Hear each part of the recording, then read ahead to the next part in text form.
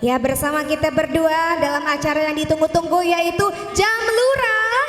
Jangan ampe lupain sejarah Betawi buat semuanya. Masya Allah. Jadi pada kesempatan ini kita bicara tentang sunter. Sunter, tahu kali sunter nggak?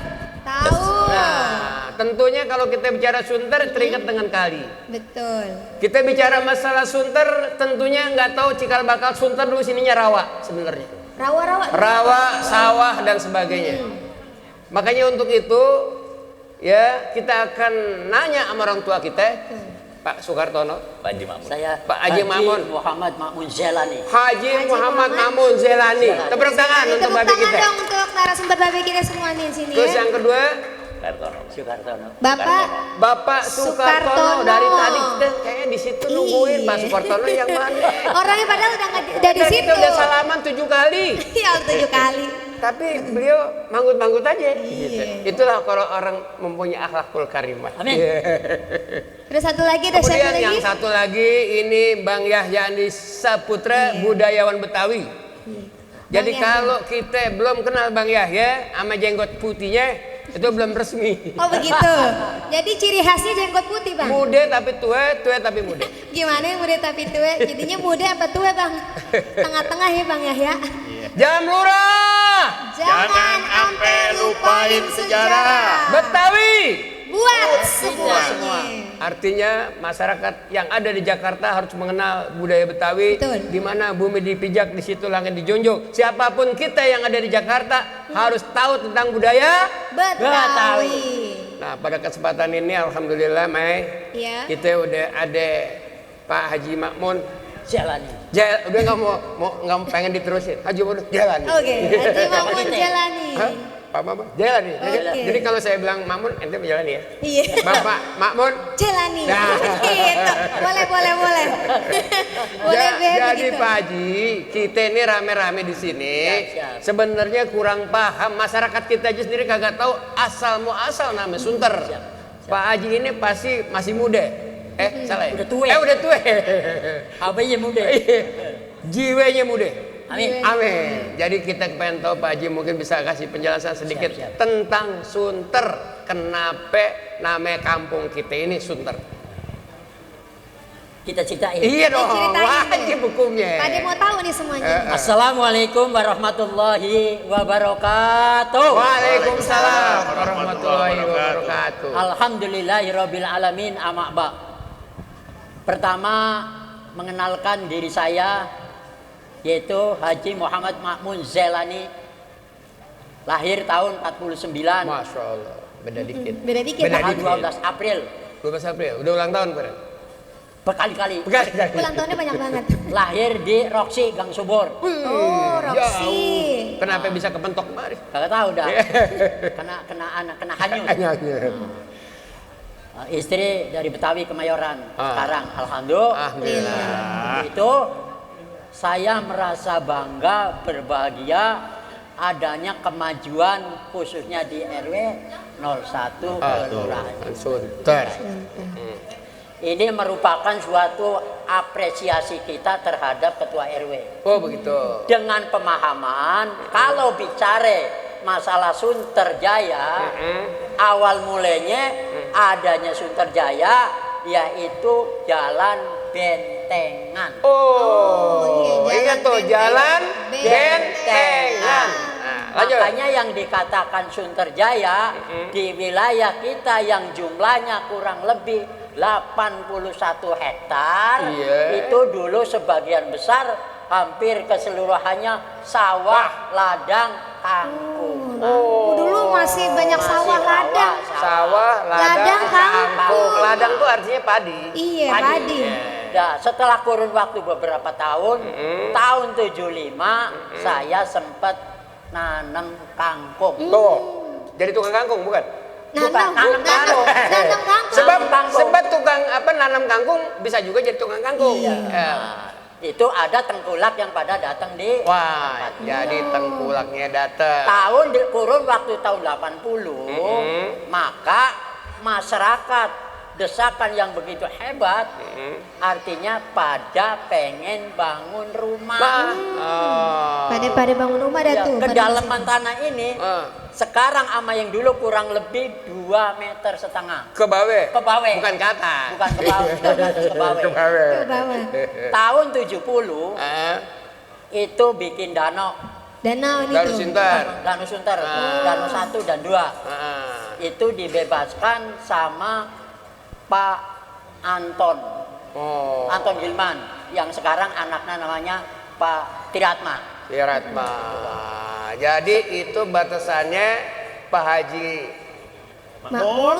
Jalani. Jalani kan kalau saya Babe bilang Makmun, saya bilang Jalani gitu.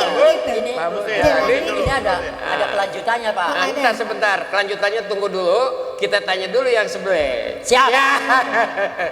Sekarang Pak Sukartono bagaimana pengalamannya sebagai ketua RW di sini? Ya, betul. Udah tokoh bebuyutan. Ya. Bagaimana kira-kira apa yang disampaikan nama Pak Haji Mahmud Jalani. Yani seperti apa?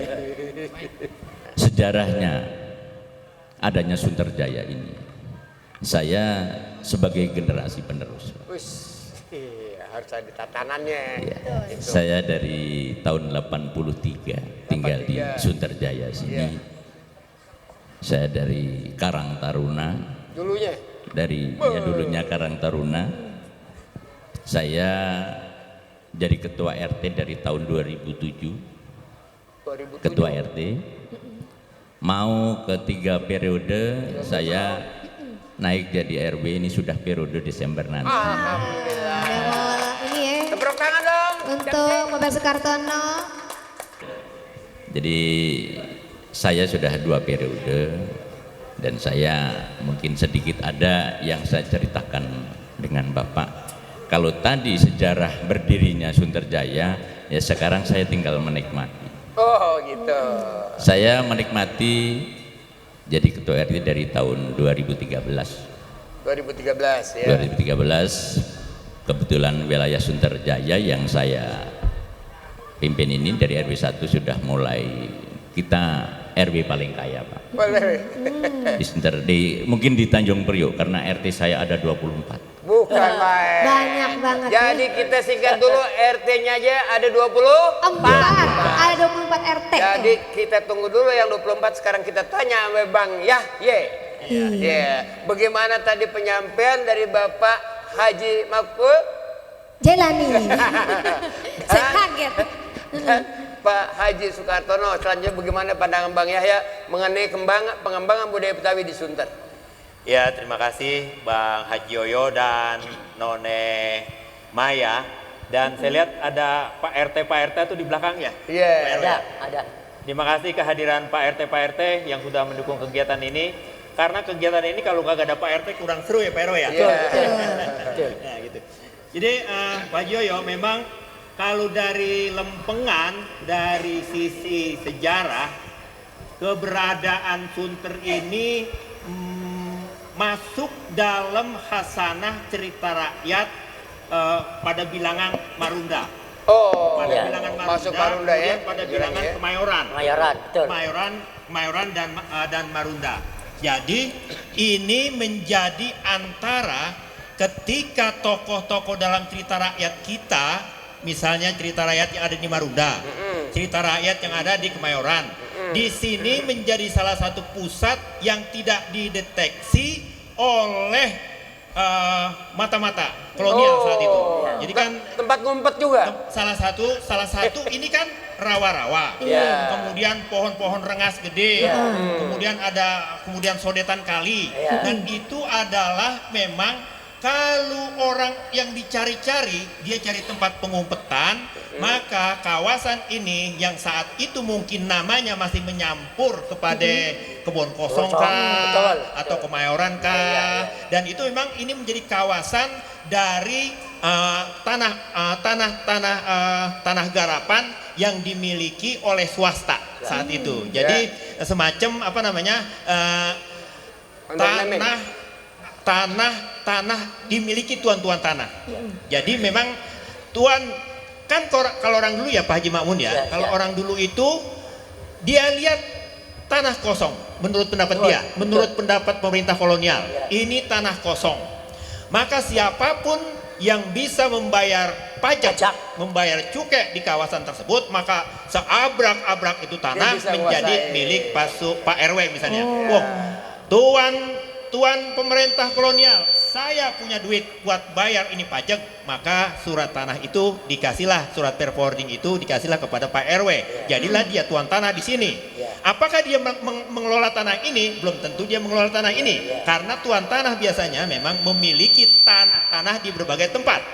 Nah, jadi Tuan Justinus Fink misalnya yang menguasai kawasan Kemayoran dan sekitarnya sampai kepada Tanah Abang itu, dia hanya mengelola kawasan yang memang sangat ekonomis sifatnya. Itu untuk dagang ini, dagang itu, dagang ini. Nah, pengembangannya di sini adalah nantinya mungkin dimanfaatkan oleh mereka menjadi kawasan pertanian. Karena dalam buku yang diterbitkan pada tahun 1928 misalnya, kawasan ini tuh menghasilkan padi. Menghasilkan kelapa di pinggir-pinggirannya, juga menghasilkan kasape. Kasape itu dalam buku itu disebut singkong. Singkong. Jadi kira-kira begitu. Jadi singkong kasape buat tape kali ya. Gitu. Nah, jadi memang kawasan Pak Makmun dan kawasan Pak RW ini memang di dalam sejarah tidak diucapkan secara tersirat, tetapi Bang Pitung ketika dari Rawabambu dari mana? Dari Marunda. Dari sana. Dari Roblong kan dia ngiter sampai ke Pondok Kopi. Pondok Kopi lewat Marunda, lewat sini, baru dia nanti ke masjid, nanti dia ke kawasan Kota Tua yang di sana nanti ada dia belajar tarekat. Dia belajar tarekat di Jembatan 5, kira-kira seperti itu. Dia kembali belajar tarekat, jadi Bang Pitung juga ikut masuk ke dalam wilayah ini, dan untuk itu Jam Lurah, jangan sampai lupain sejarah. Betawi buat semuanya. Sambil kita istirahatin, suruh musik kita dengerin satu lagu dulu.